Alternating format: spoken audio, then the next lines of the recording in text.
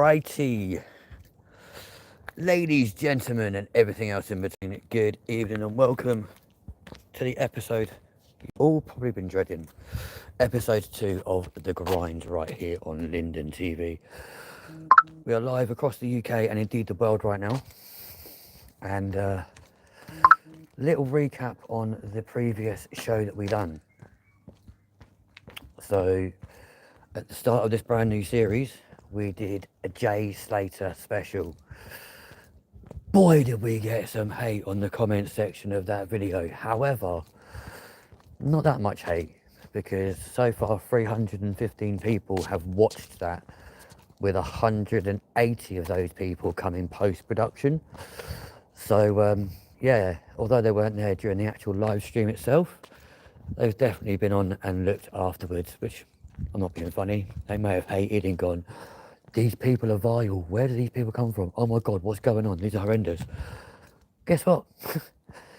You're watching the video, therefore you're just pushing up my numbers. And we're entitled to opinion. And yeah, we're horrendous people for slagging off Jay Slater's family.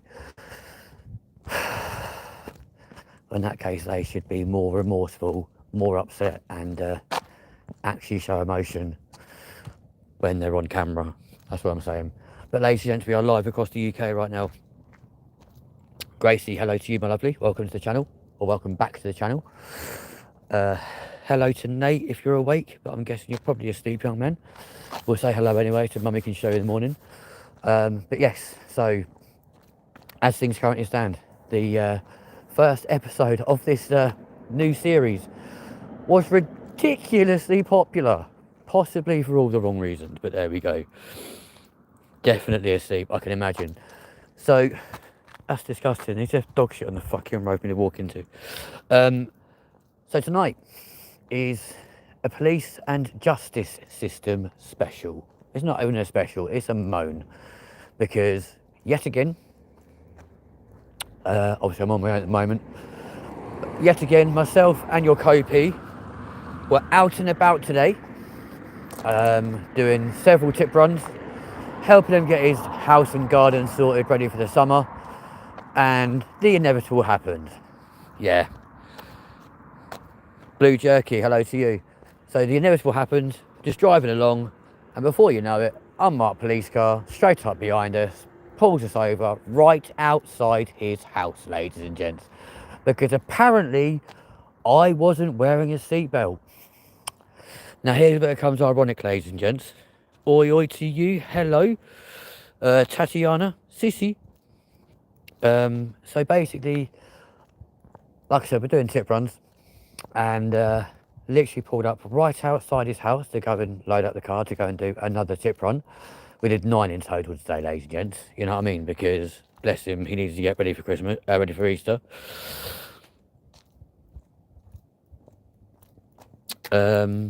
So basically, yeah, we are walking, Kay. The reason was, they pulled up behind me, pulled me over, yelled at me and go, you're blocking the road. I'm like, well, I'm not. I'm literally parked outside my partner in crime's house. But okay, then carry on, sweetheart. And then noticed the copper who jumped out the passenger seat was the same one who gave your co-P, my best friend, a ticket for exactly the same thing, literally 3 weeks before. For exactly the same thing, right? Not wearing a seatbelt. And ironically, he was, ladies and gentlemen. So I turned around to him, I was like, I ain't talking to you, I don't like you. I was like, you gave him a ticket for this 3 weeks ago, now you're doing the same thing to me. He was like, yeah, I know who you are. I'm like, I'm glad that you do. Well done, my friend. But guess what? You ain't gonna get a penny out of me. Give me a ticket all you want, because guess what? You can post it to me, and it's gonna go straight to my solicitor, and we'll see you guys in court, because this is now victimization. You guys have pulled us over a staggering 28 times since January, when ironically, that's when he and his ex-girlfriend broke up, and she started a lot of shitty rumours about him. So, yeah, we can't wait. Well, I say we. I definitely can't wait for it. I'm looking forward to a day in court fighting the police again. We're probably the county's probably only reason to be here. He's got like the best solicitor you can possibly ever ask for. I'll be like, yo, got this ticket, fight it for me because they're saying I wasn't doing this, that and the other, but I actually was, etc, etc. Rip him, new arsehole. You've done it before. You got a murderer off of a murder charge, for fuck's sake, and he walked free from court. So if you can do it for him, you can definitely do it for me. Ironically, the last time I was in court, ladies and gents, with this exact solicitor, yet again, that was for apparently allowing someone to drive a vehicle without a license and third-party insurance.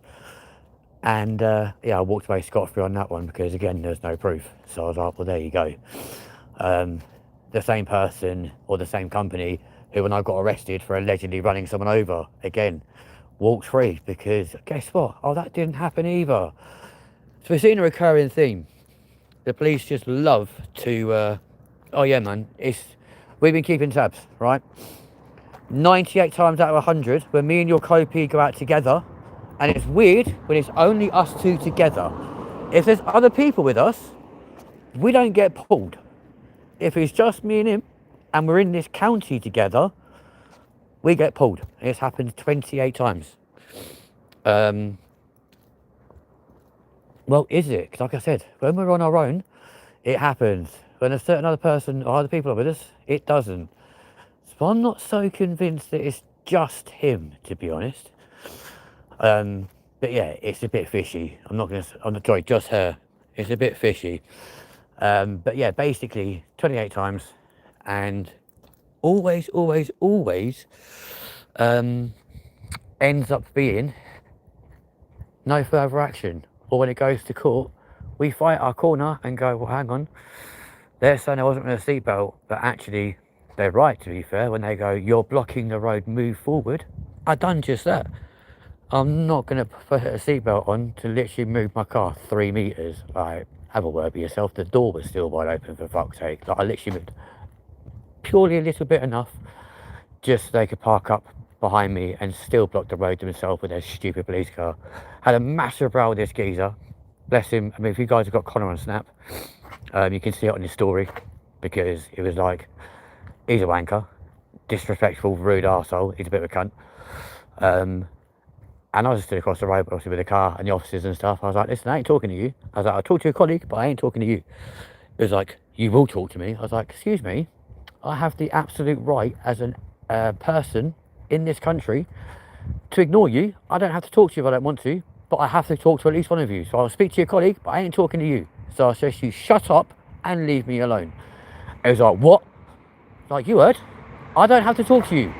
It is my constitutional right to decline to talk to an officer. And right now, I'm declining to talk to you. I'll speak to your colleague, but I'm not talking to you. I was like, you gave him a ticket for no reason at all, because you wanted to be an absolute prick that night, because apparently my VIN number was covered over when you checked the vehicle, and yet we watched you drive past my car, and guess what? Oh yeah, you didn't stop. You turned around and drove straight past it. So you show me how you checked anything. I am thinking what you're thinking. Yes, I am very much indeed doing that.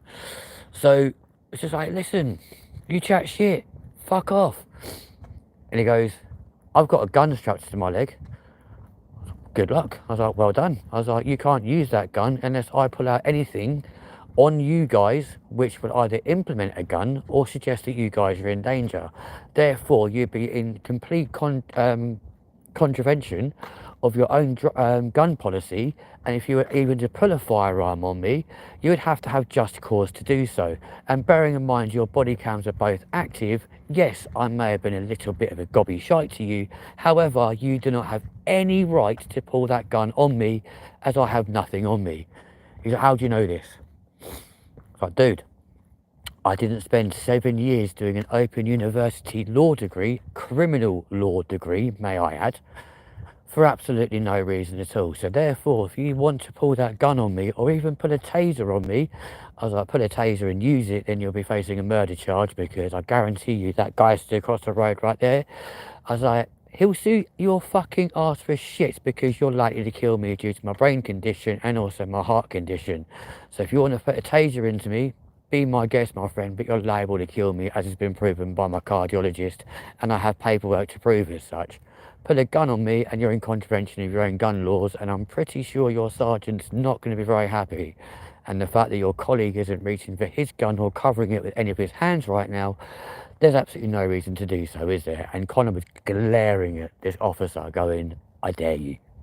I dare you to put your hand anywhere near that gun, because he was ready to jump over that, like run across that road, jump over that car and be like, fuck you. You know what I mean? They are all power mad, Danny. You're absolutely right. And at the end of the day, like, I'm sorry, unfortunately, your co-op is currently literally just dropped him off because he's got work in the morning at like 8 o'clock. So it's kind of like, I need to go to bed. Yes, mate, you absolutely do. Like, we'll see you in the morning. He's like, you pick him up from work? Well, of course, my friend. Like, that's how it works. I'll pick you up from work and then we'll go back to yours. Take the last few things to the tip tomorrow afternoon. Help your mums move some beds and stuff around the town. Help your brother do the same thing. And then winner, chicken dinner. Everyone's fucking happy. And to be fair, me and his mum had a lovely chat this evening. Like, she got me food and all. Oh, I left my food in her house. For fuck's sake, I knew there was something I forgot. Bollocks. But yeah, there we go. That's life.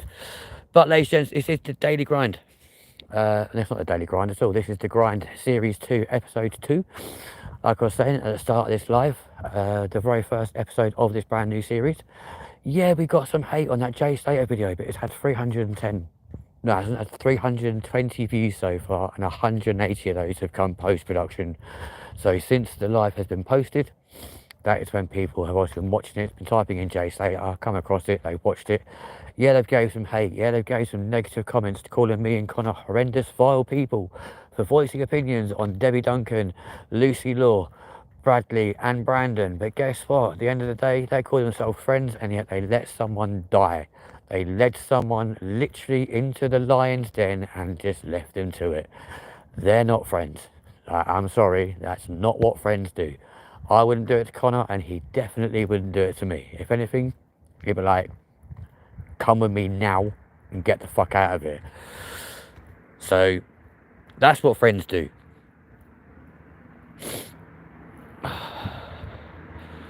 Watch out for Big John in the bushes. Oh, I'll tell you what, I hope. It's better to be hated than lied to. Who's lying? No matter what, you'll get hate. Of course we will. Like, yeah. But yeah, better to be hated than lied to. Who's lying? I don't know who's lying. Well, I'm going to say what, I ain't lying to you guys. But if I'm watching out for Big John, bring it on. Or Big John, reveal yourself.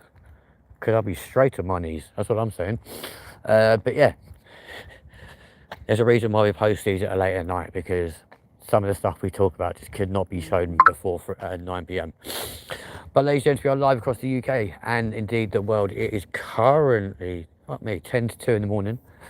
And we are live across the UK and the world right now, only on the UK's favourite vlogging YouTube series, which is obviously The Grind, right here on your screens. So yes, right now, like, I am eagerly anticipating the arrival of the email of my ticket, and also the arrival of my ticket in the post from the police today, because it will be taken to my solicitor. I'll be like, this now takes the piss. Obviously, I'll probably take Connor with me and be like, this has been going on and on and on. Obviously, you guys represented me in court for apparently allowing him to drive without a license. You also represented me in the police station on Valentine's Day when I apparently run over his ex-girlfriend. So, come on, like, enough is enough now. We've been pulled 28 times. It only ever happens in this county if we're in London, if we're in Kent, if we're in Manchester, if we're in Wales. Police drive past us all the time and they just don't bat an eyelid. But as soon as we cross over the boundary and come back into this fucking shithole, oh yeah, straight away, boom. One of the main reasons why we really want to get out of this area. I mean, it's better to be openly hated than lied to until you find out those friends you loved snaked you. I mean, to be fair, certain friends right now, I use the term quite loosely, and I'm not going to lie to you. I've even said the same thing to Connor. He was like, well, he's your friend, and I'm like, I use the term loosely. He goes, yeah, okay, fair play. I was like, well, you may not, but I certainly do. And he was looked at me and goes, who's to say that I don't? So, well, you know, he goes, he's a great person to take the piss out of. And it's a very easy, very easy target to literally just be like rinse and yeah, make him feel like shit. That car's been stung. Look how that fucking front end of that car is just sat down like that. So another car that has been subject to the wonderful powers of Northampton Shite Police. To be fair, he's never driven that car. That's not strictly true. Up until January this year, he very much did drive that car. The only difference is he was named on the insurance, and therefore he had me sat next to him. So guess what? Yeah, he was able to drive because I'm there as a fully licensed driver. He was on the insurance. Cool. Obviously, since losing the job at British Airways, I haven't quite got the cash to go and put a learner driver onto my policy. So subsequently, yeah, no, he hasn't driven since then. You know, so if he has done, it's been on like private roads, or you know, the odd field here and there, or maybe the occasional like private car park. Has he drove on the road? No. And the ironic being, every time they stopped me for him apparently driving, bearing in mind they even stopped me outside my house, ladies and gents. They literally pulled up outside, up next to me, outside my house. While ironically, I was actually editing a YouTube video outside my property because I started it in the car. I thought, you know what, I started it, I'll finish it now, whatever. Like, I was listening to tunes, chilling out, blah, blah, blah. Wasn't disturbing the family, so I thought, fuck it, we'll just stay here and do this sort of thing. Happy days. They literally pulled alongside my car and was like, you all right? Yes, thank you. And then asked who I was, if I had any ID on me, whose car was it, blah, blah, blah, who's named on the insurance, etc., etc. And I'm like, well, just me. Like, what's the point? And then they go, does the name Connor mean anything to you? Well, yeah, obviously. Who is he? Like, my best friend. Where is he? At home. You sure he's not with you? I'm like, well, unless I'm sat on his lap right now and he's like morphed into a chair, I'm almost certain he's definitely not with me. And they were like, can you prove that he's not here? Oh, what do we do? Like, throw open the doors and say, come look around my vehicle? Like, of course I can prove he's not here because look, oh look, there's my Snapchat, there's his location, I'm here, he's there. And of course they saw what he saved as on Snapchat, bearing in mind it's the name that he chose for himself, and was like, well, that's not a very polite thing to call him. I was like, well, that's the name that he chose for himself. He chose to call himself that, and funnily enough, like, we both think it's quite funny. I was like, it's even more funny when I'm sat on the sofa at my sister's and my nieces sat next to me, and my nephew sat next to me, and he'll message me and they were like, did he know you called him that? I'm like, obviously. Like, he chose the name. Like, that's why it's saved as what it is. Because I put a story up saying, let me know what you guys want to be called. And that's what he chose for himself. And I'm like, I'll go with that. I was like, yeah, cool, happy days. Get to the messages. So, yeah, man, that's what I mean. Mate, when they have nothing better to do, they try something. And you wish, well, exactly. Like, you know, I even said to him, I was like, you know what, one of these days, I'm literally going to have you sat on my lap or whatever, or I'll be sat on your lap, and we'll just drive around together like that one. I'm like, well, okay, now prove who's driving, because technically we're both here, we're both in control of the vehicles. Who's driving, me or him? Like, fucking get over yourselves, literally. But that's why they dropped the intelligence, because they even stopped us the morning we went to court. Well, I was in court, but he came along to support me, sort of thing. And I didn't even see a judge that day because my solicitor's that shit hot. He just literally took my paperwork, took all the stuff that I had with me, went into court and spoke to the judge before I was even due to appear to see them. Grabs the paperwork back, comes straight back in the waiting area. He goes, Mr. Linden, you're free to go. It's all been dropped. There you go. Off you go. Have a great day. I don't want to see you again.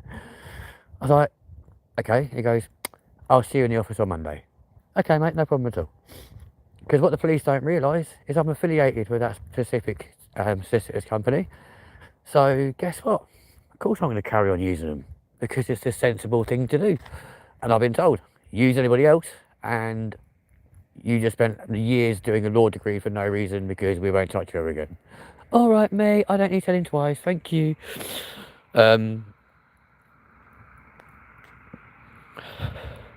What, you need that solicitor? Dude, if you're ever in a police station, regardless of where you are in the country, always ask for Carter Osborne. I'll text you their details over very soon. I mean, they may send one of their local representatives, but they'll be just as good as them, and I can assure you they'll always get you out of shit every single time. I'll be able to do the same thing to Connor. If you get sent to court, mate, you ask for Coco. In fact, before we do that, we will go to the office together. We'll walk in there together. I'll be like, yo, I'm not leaving this office till I see Andy Gibson. And they'll be like, okay, have a seat. Who's it for? I'll be like, it's him, but I'm with him, so I'm not going nowhere. Like, we're staying together. And they'll be like, no problem at all. I'm not being funny. He even came to my probation appointment with me to come and see, like, my probation officer. And again, it was like, I didn't realise this is what you guys spoke about in probation. He goes, it's quite cool, isn't it? I thought, well, you don't want to make a fuck, don't start getting yourself in trouble just because you want to come down here and fucking chat shit for an hour. Like, come on. But yeah, it's crazy. So the justice system, ladies and gents, is on its arse, especially in this area, because guess what? Even when I was getting hassle from his ex-missus to the point she was egging my house, slashing my tyres, damaging my car, constantly, I'd report it. I'd be like, I've got ring doorbell footage, I've got CCTV footage of her walking past my house or sitting outside my house being a weirdo. Like, come lift her. I've got 190 missed calls from her number. Come do something about it. I will give you a phone call back on Thursday. This being in mind being a Friday that it's being reported. Oh, we've got a telephone appointment for you on Thursday. Well, that's no good, is it? And she goes, what do you mean? Well, if it's a telephone appointment, how can I show somebody physically in the flesh 190 missed calls, and how can I show them the footage from my ring doorbell and my CCTV camera, along with Connor's call history, which he screenshotted to me, and also the footage he's got on his CCTV camera as well. Like, are you stupid? And that's the best we can do for you. Is it? Okay then. Well, how about this one? The next time they pull me over for apparently doing something wrong, I'll be like, okay, you motherfuckers, guess what? Now you're here, you can deal with this situation, and I don't give a fuck what you say, because I'm sick and tired of the fact that I have to park my car 1.5 miles away from my house every day, because I've got some psycho bitch slashing my tyres, stabbing holes in my car, spray painting shit on my vehicle, and constantly telling the entire world through social media, don't ask what happened with me and the ex-boyfriend, because I found him with a man. Did you? Really? Because the only man that he's with 24/7 is me. And I can absolutely 1010% assure you, we've never slept together. Ever. Yes, we shared a hotel room in London, but as you guys clearly saw on that live stream of our hotel tour in London, he made his own little bed up, and you know what? It was like, that is probably the most comfiest thing in the world. But yeah, it was a bit hard, but it was comfy. So, we're going away in June to Manchester. We've got a twin room. It's crazy. Why have we got a twin room? Because we're mates. And yeah, we like to spend time together, but realistically, we don't want to sleep together. Especially not right now. It's a bit weird. Hang on, guys, it's time for a fag. It's fucked. England is fucked, lad. You're absolutely not wrong. She sounds mad. Isn't that Taylor with him? What? Taylor with him? What do you mean? Oh, with her. He was at one point. He was with her before Connor was with her. And he tried to say what a psycho bitch she was, and the same day he heard of that from him, was the same day he got with her. But like he said, He's like, he wanted to find out for himself what sort of psycho cow she was. Because, let's face it, exes aren't always truthful about their ex-girlfriends. And sometimes they're the problem and try and pin it off to other people. He now realises how much truth that boy spoke about the amount of torture, the amount of shit, and the amount of abuse she put him through. Because he's now getting it tenfold, exactly the same himself. Prime example, he saw her in town yesterday, or today, yesterday. She literally was the other side of the street and was like, Connor, you tramp. Like, you're fucking disgusting. Go get a wash. Mate, he fucking washes more times. He does like fucking 3 baths a day. Like, his hair is always immaculate. He always looks dapper and he's always got fucking clean clothes on. So guess what? Who's the tramp? Oh yeah, you, because you lay in a bed of fucking ketchup all night. And also, you're a dirty little slag. Why you're a dirty little slag? Oh yeah, because you'll open your legs for literally anyone. And I mean anyone. Yeah, man, she sounds mental. And yeah, how comes he stopped coming around? And what the actual fuck? She's mental. He stopped coming around because he was of the assumption, because I was best friend, or because me and Connor would get, obviously we're as close as we are, he was of the assumption that that meant I was spending a load of time with him and her. Whereas the reality of the situation was, I was like, listen, mate, I'm not going to tell you or dictate to you about who you can and can't sleep with. By the way, this is the car park we normally park in when we actually have the vehicle on like the daily grind and Monday fun days, etc. Yeah, that's normally the field where AD will just wander across and jump in the motor and yeah, join the live as a cameo presenter. Only 30 seconds away from my house, I just thought I'd go for a nice little wander and just do the show this way.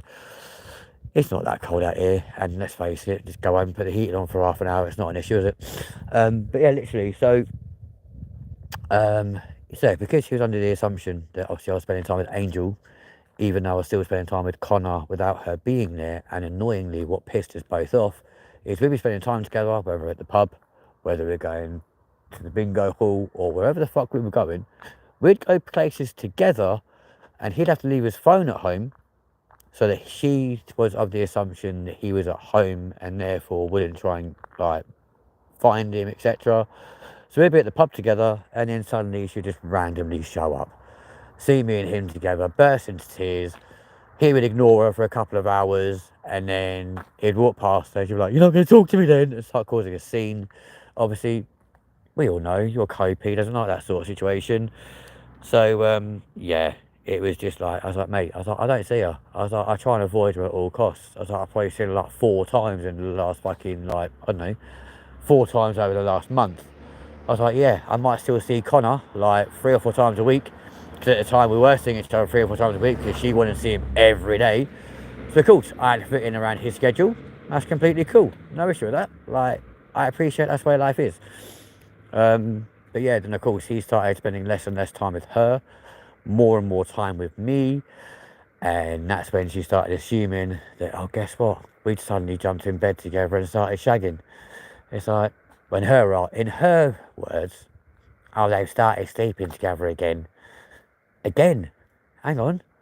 When the fuck was the first time? Because someone please, like, you know, share that memory with me, because I don't even remember the first time. So how the fuck it can be again is absolutely beyond me. But yes, the police do fuck all. I know, that's what I mean. Again. Well, please tell me when the first time was, because I'd love to know. But the thing was, because before I got taken to hospital for my brain condition back in December, I spent the weekend down in Kent to try and finalise on a house purchase. So originally me and Adi went down to begin with. It was supposed to be me and Connor, but of course he was with Angel. So I was like, okay, well look, you know, you've got your own things planned for that weekend, etc, etc. You're working and whatever else. So I'll take him instead. I was like, we'll go down. And then, you know, I'll see you when I'm back, sort of thing. He then messaged me saying, I'm not working like on this day or whatever, so I can now come. I was like, mate, we're already down here. I was like, however, what I can do is like come back and grab you later on in the evening if that's something you want. He was like, yeah, man, do that. I was like, you sure? He goes, yeah. Please, like, come back up and get me. So left AD at the hotel.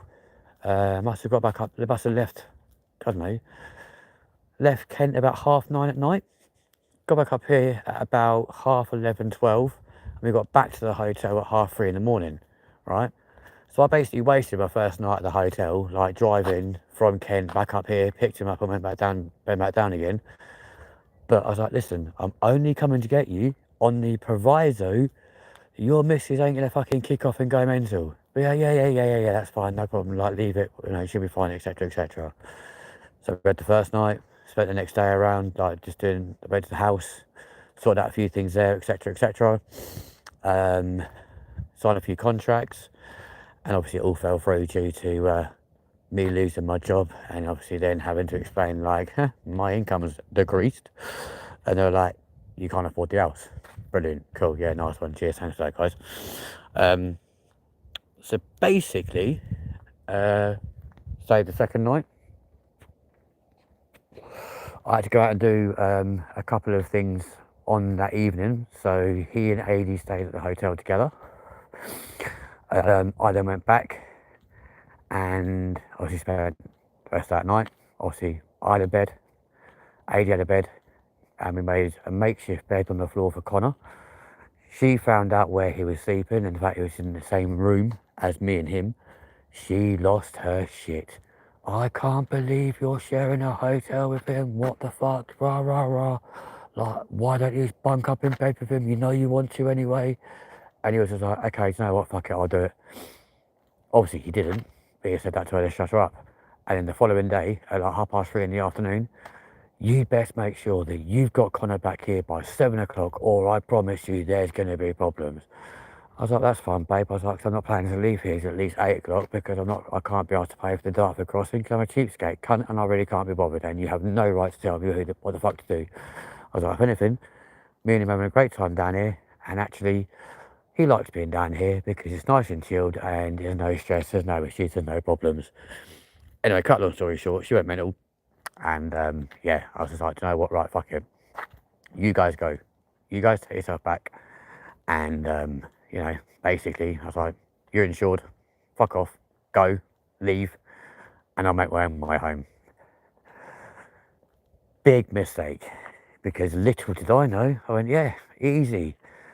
I can get a train from Kent to London, no problem at all. Got to St Pancras train station, only to find, oh fuck, it's the 22nd of December, and guess what, ladies and gents?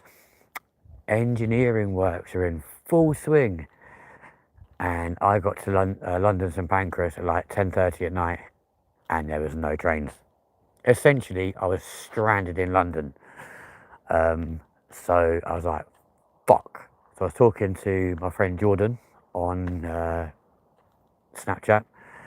I was like, he goes, how's things going, bro? I'm like, great, mate. I was like, welcome to my home till fucking sometime after Christmas. And he was like, hang on, what? I was like, yeah, man, I'm stranded in London. Like, this is the situation, blah, blah, blah. I'm basically stuck here because there's no trains, and we didn't realise until it was far too fucking late. And he was like, no, that's not happening. He's like, I'll come and get you. I was like, bruv, you can't. I can't afford to pay your fuel. I was like, that's bang out of order. Like, I'm not accepting that. He's like, tough shit, I'm coming to get you. And I was like, what?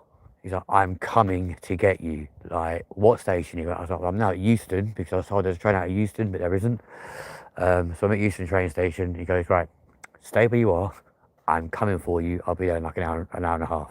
Sure enough, hour and a half later, turned up, picked me up, and took me home. Great guy, really nice bloke. And to be fair, like when I got paid then, I got my final pay packet from BA in January, after coming out of hospital with all this sort of bullshit, etc, etc. And like I said, look, just literally, he picked me up to go and get some bits and bobs from my motor. So I just literally handed him a wad of cash, and he's like, what's that for? I was like, well, one, that's your fuel money for like picking me up from London and taking me home, and just a little bit to say thank you, and a little bit to say thank you for doing my brakes and stuff tomorrow. He's like, I can't take that. I was like, well, I'm not taking it back, so you've got two choices. You either leave it in your motor and don't touch it, or you accept it and just take it and treat yourself and the kids to something nice. He's like, mate, thank you. was like, well, don't fucking thank me. It's just what you do. He goes, yeah, but I do a lot of things for a lot of people and nobody's ever done that before. I was like, well, I'm not a lot of people. Like, I don't take the piss. Like, I appreciated the fact that you drove late at night. Like, I didn't get to London till like, what, the 23rd? Like, 23rd of December. At like 1:30 in the morning. I mean, granted, the roads were fucking empty. It was beautiful. It was the best fucking drive around London and back on the M1 I've ever done in my life. It was phenomenal. But at the same time, I was like, well, listen, I appreciated the fact you'd done that. You know what I mean? Took me home, etc., etc. Like, you didn't have to do that. Well, I wasn't even at home at the time. I was still very much like, weirdly living with AD and AD's girlfriend and his girlfriend's mum, because I wasn't legally allowed to go back to my own house at that point. But, you know, and obviously then late night Christmas Eve, early Christmas Day morning, I then got rushed to the hospital with another like brain disorder problem, and consequently spent the whole of Christmas in hospital and came out on New Year's Eve. Where again, a certain person of your crew may have come to visit me twice in that time. Once with everybody and then once on his own. And again, I was like, are you sure that like you're not gonna get any shit for this? He's like, I don't care. I was like, I'm coming to see my mate. Like, the fact they've kept you in for a week over Christmas, he's like, there's no way I'm gonna allow you to spend Christmas on your own in hospital, with like barely any visitors. I was like, well, to be fair, fella, I was like, I've had quite a few people come and see me because I am in hospital over Christmas and all this sort of shit. Like, at the end of the day, you know, like, he goes, well, tough shit, I'm on way now, so you have to like it or lump it. He's like, I'll turn my location off, people, so they know where I am, and I'll come and see you soon. And he did. And I was like, why are you really here? He's like, because I don't like the fact you're being in hospital by yourself. I was like, well, I'm clucking for a cigarette. He's like, cool, I've got a wheelchair in the hallway. I'll either help you to the wheelchair or I'll bring it in here right now and just say I'm taking you back to the coffee shop or something. I'm like, yeah, do it. I was like, get me the fuck off this ward, please. But I have never seen that guy looking so worried. Because back then they had these weird like balloon things on my legs and stuff to like help me fucking help my circulation because I wasn't allowed to walk, etc. So he literally walked on that ward and his eyes just welled up. Like, literally, I was like, you can pack that in. I was like, I'm not, like, everything's fine. I was like, explained what everything was for, explained what everything did. And he was like, are you sure you're okay? And I'm like, clearly not okay, mate, no. But, you know, my left side doesn't work, but the rest of me's fine. He goes, cool. Like, I just had to see you. Cute. Well, you see me, take me out for a fag now. Like, let's cut the fucking emotional shit. I need a cigarette. You know, and it's just one of those things. Even the last time I was in hospital, again, came over to see me, brought AD, Courtney, and Courtney's daughter, and then obviously he's only had to have like 1 or 2 people at the bed at a time. So he then helped me, embarrassingly, helped me change, and then made sure I was safe in my bed. He goes, right, are you comfortable? Yes. Everything good? Yes. Cool. Well, I need to get those guys back. I was like, hey man, that's fine. Literally left it 2 hours. I was like, is that bloke across the board still annoying you? Yes, mate, very much indeed. And he goes, cool. I was like, what do you mean cool? He was like, cool. Next thing I know, rings me on the phone to me for 2 hours. He's like, that guy takes the piss. I was like, you think? I was like, you're hearing it through the phone, mate.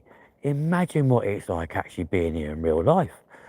And he goes, well, how long they keep you in for this time? I was like, I don't know, but if this carries on, I was like, I'll be fucking discharging myself tomorrow and going home.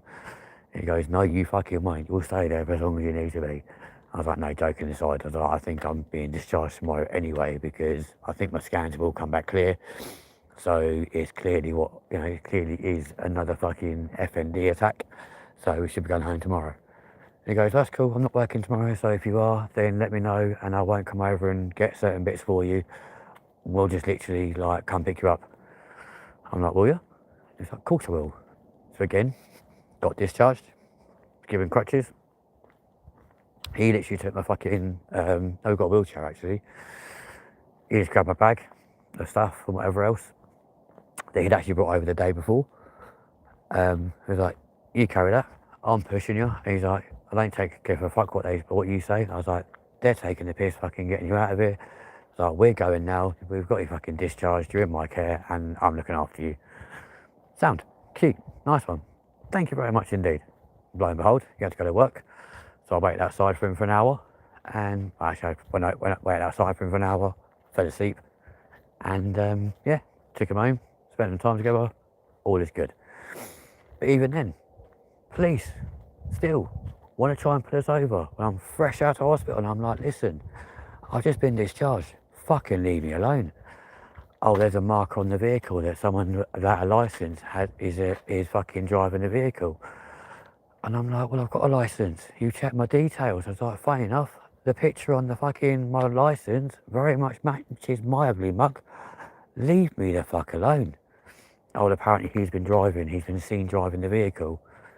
I was like, seen by who? Well, that doesn't matter. Okay, well, it clearly does matter, because if it's the police, then they'd have pulled him over there and then, wouldn't he? And they tried to nick him. So FND, Danny, is a thing called functioning neurological disorder, which basically means if I'm put under too much stress, too much trauma, or have anything that would actually like trigger any post PTSD, which may or may not be conscious, my body basically mimics a stroke. So the entirety of my left side goes completely weak. I'm unable to walk, can't use my left arm for anything. And basically, if you ask Connor, when I try and speak, I sound foreign, right? So you know when like a child or a foreigner first comes to like the UK, for example, and they're learning English, they have that very broken English. So whereas we use joining words, so for example, I want to go to the toilet, they won't use they'll be like, I want toilet, or I want shop, I go shop, all this sort of thing, yeah. And that's literally how my speech goes. So for example, the first time it happened is like, I'm taking this to hospital. I was like, no, I don't want to go to the hospital, is what I thought I said in my head. The reality was, it just came out as no hospital. And I didn't believe it, right? I didn't believe all the stuff that he was saying. So he goes, carry on disbelieving me and I'll record you talking. So he would ask me questions and I'll be replying to him. He's recorded it and he would play it back to me and I'll be like, well, trying to say, is that what I sound like? And he goes, even then, he goes, you can't form a full sentence. So it's pretty nasty. So every time it's happened so far, I've ended up going to my local hospital. Although the first time, I was taken to Adam Brooks because that was the closest one to us. I was in there for like, I don't know, 18 hours. Had a CAT scan, MRI scan, etc., etc. Again, Connor came back the next day to pick me up and take me home from the hospital. And then the time after that was in December. I went to my local hospital first, which is more the heart centre as opposed to the actual brain centre. And they were like, yeah, no, like, we're not equipped to deal with strokes, etc., etc. That's how you're presenting. Right now it looks like that's obviously what you're having. So we've got to send you across to Northampton, but don't worry, you haven't got to go through like A&E or anything like that. We've got you we've got you a bed on a ward. So we're going literally straight from here, straight to there, onto a ward, and they'll look after you. I was like, okay, cool. Literally what I said, okay, cool. Lo and behold, people came along, straight into an ambulance, taken across to Northampton, and then half an hour later, I'm on the acute stroke unit in Northampton General, where I literally stayed for the next week. And then again, when it happened a couple of weeks ago, same thing again. Go to the hospital here, was there for a couple of hours, and they're like, yep, we've got an ambulance transfer. I was like, Benham Ward, Northampton, by any chance? They're like, how did you guess? I was like, because the same thing happened fucking like 3 months ago, but okay, cute, let's go. And again, they came out, took a look at everything, noticed I couldn't use my left side, noticed my speech was a little bit incoherent, And they were like, this will be a blue light transfer then. And I looked at it, I was like, what?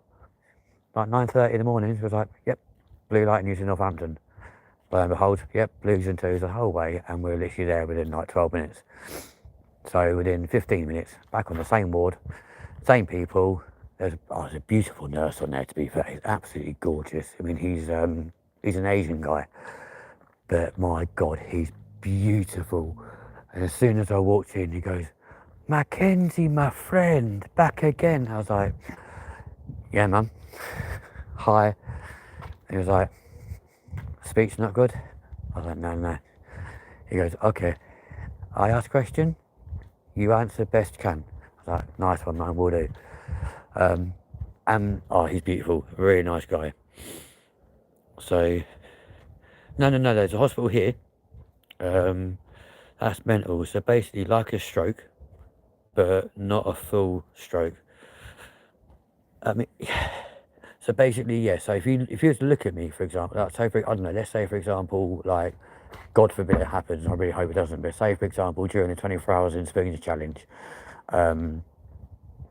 like it happened then, like Connor would look at you and be like, don't panic. Like, I know what you're thinking, but I guarantee you it's his FND kicking off, because my left side will go, ordinarily it's my arm first, then my leg, then my speech goes funny, or my speech will go first, then my leg, then my arm. And then literally, like, it's a case of, cool, get into hospital ASAP, and they'll do their bits and bobs. They were like, yep, it looks like he's having a stroke. That's where Connor will normally pipe up and be like, just so you know, although he can't talk very well at the moment, I can show you on his phone his medical information. He has got FND, like, I'm his good friend, etc, etc. And I know I've been around him enough times now when this happens, etc, etc. Like, we know what to expect, we know what's going on, blah blah blah. And just basically so you are aware of that. So because of that, they then go and do a CAT scan, go and do an MRI, have to have both of them together. Well, not at the same time, but obviously within a space of like 12 hours. Have the CAT scan first, then the MRI. Look over the results and go, yep, everything's exactly the same as the ones you've had previously. As a result, it clearly is your FND. Obviously, speech and stuff normally comes back within like probably 12 hours. That's the longest I've been without being able to talk properly. And then probably within 3 or 4 days, I'll start getting the use of my left arm back. And then within about 3 weeks afterwards, I'm able to use my left legs back to its like full capacity, and I can actually walk unaided without having like crutches, etc. So it's quite a weird thing. Oh mate, trust me, I absolutely do. So yeah, literally so we have got a hospital here, but Kettering in general is more like the heart unit. So if you're having a heart attack in Northampton, they'll blue light you to Kettering. If you're having a stroke or stroke-like symptoms here in Kettering, like they'll take you there originally for the initial assessment and make sure that like you're not medically like on death's door sort of thing. And then of course they then transfer you across to Northampton, and they'll put you straight onto the stroke unit and they look after you from there. So it's really stupid. Like, you think that you'd have one hospital centralised for everything, but of course because Northamptonshire is quite a stretched out, fucked up county, yeah, we have a heart unit or a heart centre for one, and then a brain centre for another one, and it just happens that my brain centre is fucking 18 miles away. But hey, there you go. It's always a good excuse for my good friend to come and say hello, which is always nice. It is pretty mental, I'm not going to lie, and let's hope that's not going to happen, mate. I absolutely fucking agree with you. But yeah, anything can trigger it in any way, shape or form. Literally anything. But I say mainly like severe stress. So for example, recently with all these fucking like bailiffs and fucking debt letters and stuff running through my door 24/7, I'm actually surprised it hasn't happened recently. I'm not going to lie to you guys. Like, that's normally enough to do it.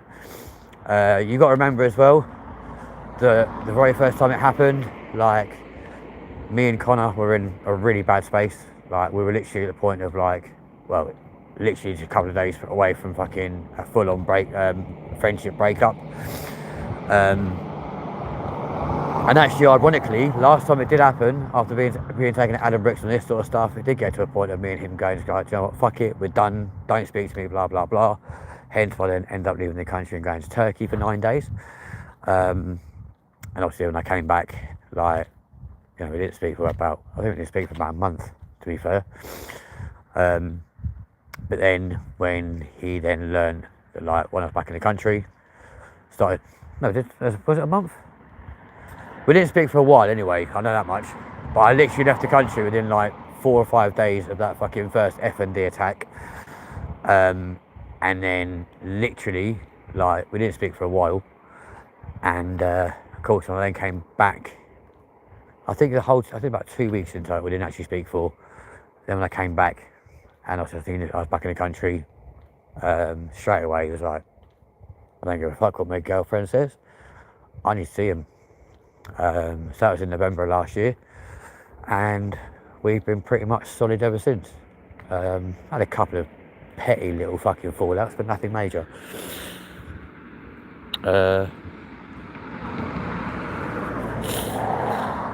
So this is the thing, I've spoken to a couple of them. I'm like, a couple of them, obviously, actually, like, he comes to the house and this sort of shit. I'm like, listen guys, I'm on a DRO right now. Like, my application is going through as we speak. I suggest you guys stop banging on my door and stop knocking on my door and leave me the fuck alone. And yeah, some of them go, okay. The others go, well, it's too far gone now. We're not going to stop enforcement action. We're going to keep coming around and hassling you, blah, blah, blah, until we get confirmation from the court saying you're on DRO. Well, that can take up to a month or even 60 days for that confirmation to hit bailiffs and stuff. So they'll be on, well, wasting their time for a full 60 days, keep knocking on my door, and I'll be like, cute, that's all right, because, oh yeah, I'm not there. So, fuck off, ta-da, stop hounding me, stop coming to my house, because we're not going to open it to you anyway, so I suggest you go away and leave me alone. I say, unfortunately, when it comes to, like, criminal law, I know that shit inside out. When it comes to police law, I know that shit pretty intensely as well. Unfortunately, when it comes to like bailiffs and stuff, although I used to be an auto bailiff, it's completely different when it comes to like magistrate bailiffs, etc., etc. We worked for a third party, so we were instructed basically to go and relieve all these different motors and stuff for people that weren't paying their leases or their finance agreements, or for people who passed away, so therefore couldn't keep up their lease or finance payments, and we had to go and pick up their vehicles and take them away. At times it was a phenomenal job. You got to drive some absolutely beautiful vehicles and bring some absolutely stunning things home. Other times you're going to go pick up an ambulance because like the trust that it's at can no longer afford to pay for it, or it's got to a point in its life where it's basically like done so many miles it's close to like the end of its life anyway. So you go and pick it up and it gets taken to an auction house, but then consequently or coincidentally you may just find a little reason to take it home and go, I'm so sorry, I can't complete this job today because my mum's been taken ill, so I've got to go see her. Quite ironic, I've got an ambulance because I'm parked outside the house and wait for the real ones to turn up, but hey ho, that wouldn't be the case at all. You just like take it home and just drive around your local fucking estate and stuff in a fucking ambulance and all this sort of stuff, and people look at you going, what the fuck's going on there? It's great fun. But yeah. So, but no, honestly, FND is not a very nice thing to have, because literally at the time, it like, well, the best way I can describe it is when it happens or when it's coming on, like it literally feels like my head has been put into like a vice. So you think of like the vices you used to use at school and like DT and all this sort of shit, yeah? It literally feels it's been put in one of them vices and been like put on really, really tight, but then you just feel this horrible like gushing sensation go from like your head right through your body, and it kind of like temporarily like paralyzes you for like all of about, I don't know, 5 seconds, and then after it's finished, like you try and speak, you realize that you don't sound proper, or like people look at you and go, what did you just say? And then like obviously Connor now, he'll look at me and be like, lift your arm. and I'll try and do it, and he'll see that I'm trying to do it, and he'll see that I'm straining to lift my arm, and he'll be like, raise your leg. And again, I'll try and do that as well, and I'll be looking at him like literally gritting my teeth together, trying to strain to like do both those things. And he's like, fuck's sake, not again. Right, cool. It's like, so the 111, 999 or hospital, you choose. And I just normally pass the phone to him, like, no, I was like, can't talk. So, and he was like, cool, get me your details. So yeah, it's mad. No, don't feel bad for me. Like, I got diagnosed with a fucking heart condition at the age of 21. Yeah, that was quite daunting. Like going into hospital and this sort of stuff at 21 years old, watching all these monitors and stuff, and seeing your heart rate going at like 130, 140, 150 beats per minute whilst being laid in bed. But the good thing out of that was, I actually got a relationship out of that, which was pretty sick. Because the little guy, there used to be a guy that came round on the heart unit, back when the heart unit was actually in Northampton. This guy came round, bearing in mind, I think he was 20, so he was about a year younger than me. He used to like the teas, coffees, hot chocolates and this sort of stuff. He used to come around and eat, like, do the evening shift or whatever. And yeah, like, came onto my ward one day, and he goes, fuck me, you're probably the youngest person on this ward. He's like, how old are you? I'm like 21. He's like, I'm 20. And then it got to a point where like we'd be talking and all this sort of stuff, and obviously soon established that he was also like, you know, a little bit of ginger beer as well. So he was then finish his shift, come back up onto my ward, sit with me for an hour or two, we'd be talking, and then the day I was getting discharged, like he came around at 3, I was getting discharged at 7. I was like, I'm going home today. And he goes, you're joking? I was like, no, I'm being discharged about 7 o'clock. He's like, I finished work at 7. I was like, oh, well, are you really? I was like, well, when we get out of here then, let's go and get a bit of a bite to eat or something together. And we did. We started dating, and it was actually really quite cute. But yeah, then, you know, I think we dated for about 8 months, and then he moved away. So that was pretty shit, but it was cute while it lasted. So there we go. It's always some good things. And like I said, one of the nurses, no, not nurses, one of the healthcare assistants on the stroke unit in Northampton, oh my God, like, literally, as soon as I go on that ward and I see him, like my heart starts pounding. I'm like, I like him, he's cute. To the point that like, it's really awkward if like a certain person comes to visit me at the same time that he comes around to do like my observations and like blood pressure and all this sort of stuff, because we're there to start chatting away about stuff, and then his little head will poke around the corner going, hello. I'm like, hello. And then like obviously like me and him look at each other in the way that we do, and then this little healthcare assistant goes, I leave you. I was like, no, you're cool, man, like you carry on doing what you got to do, like, you know, you sound. He was like, you together? And Connor's like, yeah. And I was like, yeah, right, that's how it is. Oh, I'm thinking, like, we're together as friends, but okay, sweetheart, like, you know, whatever, you keep thinking that. And I was like, and as soon as he goes, I was like, yeah, like, yeah, it's mad, really mad. Dude, I didn't get a date. Like, I literally got fucking an 8-month relationship out of that. So it was the cutest thing going. Like, I loved it. And what a cute way to start like a little love story. But genuinely, like, it was scary as well though, because you got to think, you're in a heart unit, yeah? So cool, so you've got all these monitors and stuff going off like 24/7, right? Which in itself, at 21 years old, it's kind of scary, yeah? And bearing in mind I had my heart operation as well at 21, and it wasn't long after my the youngest child passed away. So of course my eldest was like, Daddy's going to hospital, Mummy, Daddy's going to die. And she was like, no, he's not. I go, well, baby Sam did. He's like, that was a bit different though, darling, like Daddy's not going to die. And I literally had to like ring him as soon as I came out of surgery, groggy as fuck, being like, hello mate, Daddy's fine, because he was convinced, obviously, like, I was in Northampton, they're in fucking, like, southwest London, and I was like, she goes, can I bring him up to see you? Absolutely not. No way. You're not bringing a fucking 5-year-old child up to here for him to see his dad, like, looking pretty shit. That's not happening. Yeah, but he's, like, really upset. I was like, I don't give a fuck if he's fucking screaming and bawling the place down. I was like, you're not bringing a 5-year-old all the way from fucking southwest London, an hour and 45 minutes up the country, for him to come and see his dad laying in a fucking heart unit surrounded by people that are literally dying. Like, don't do that to him. Like, that cannot happen. It's crazy. Where are you going? Home.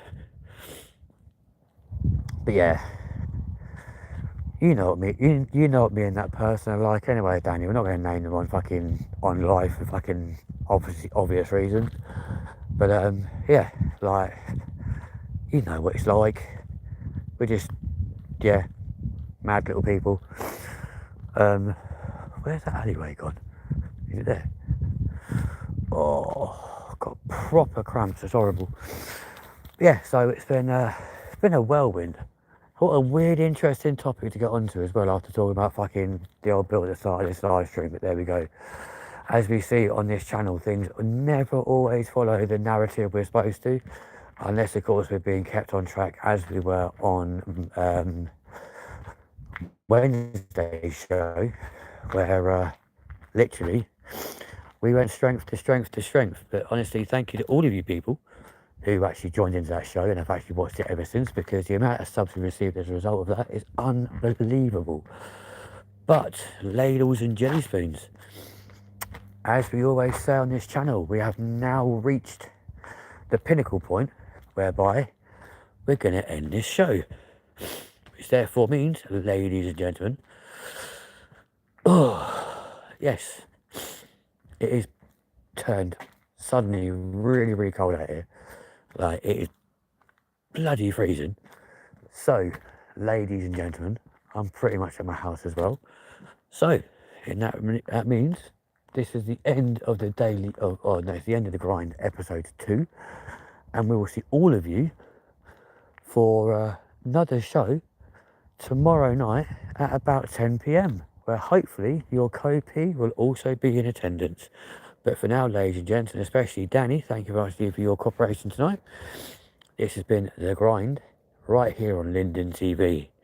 And of course, remember, if you miss it, you miss out.